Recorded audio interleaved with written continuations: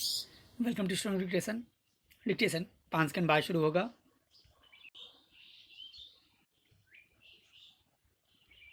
Ready start.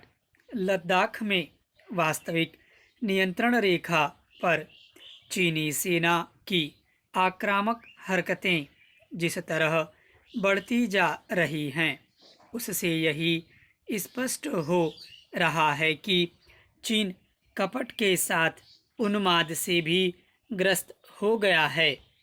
उसकी सेना सीमा पर यथास्थिति बदलने की कोशिश भी कर रही है और यह ढोंग भी कर रही है कि वह संयम का परिचय दे रही है। विगत दिवस उसकी सेना वास्तविक नियंत्रण रेखा पर न केवल हवाई फायरिंग करती दिखी, बल्कि लोहे की छड़ें लिए हुए भी नजर आई। वह इससे बौखलाई हुई है कि भारतीय सेना ने उसे उसी की भाषा में जवाब दिया और कुछ उन चोटियों पर कब्जा कर लिया जिन पर उसकी नज़र थी।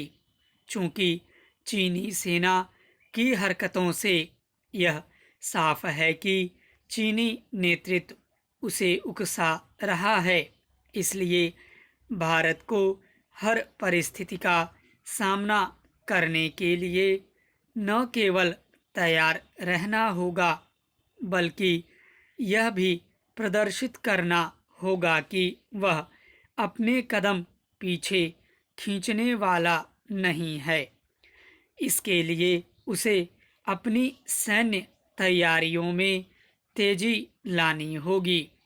यह तैयारी ऐसी होनी चाहिए कि टकराव की स्थिति में चीन भारतीय सेना की मारक क्षमता का अनुमान भी न लगा सके।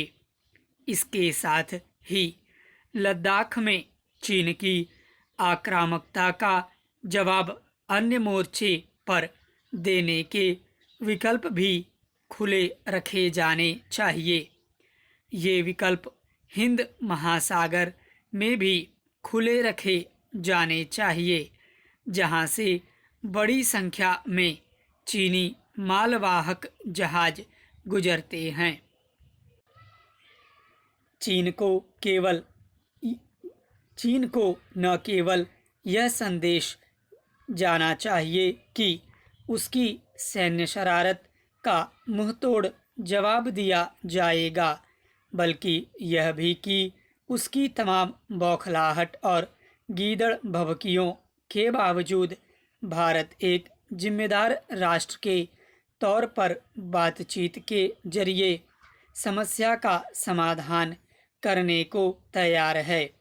यह संदेश विश्व समुदाय को भी दिया जाना चाहिए ताकि उसका ध्यान चीन की बदनीयती की ओर खींचा जा सके।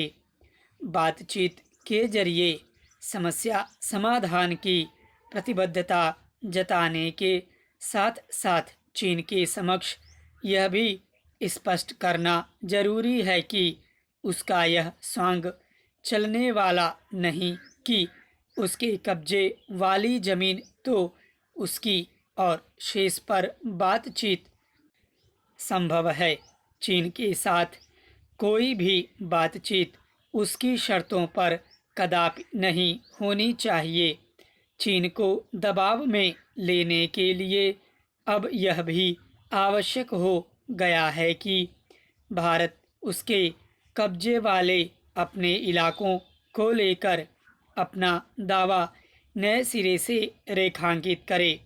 इसी तरह यदि चीन अरुणाचल प्रदेश को भारतीय हिस्सा मानने से इनकार करता है, तो भारत के लिए भी यह सर्वथा उचित होगा कि वह तिब्बत पर चीन के कब्जे को अवैध बताने में संकोच न करे। कपटी चीन की संवेदनाओं को महत्व देने का अब कोई मतलब नहीं। स्टॉप।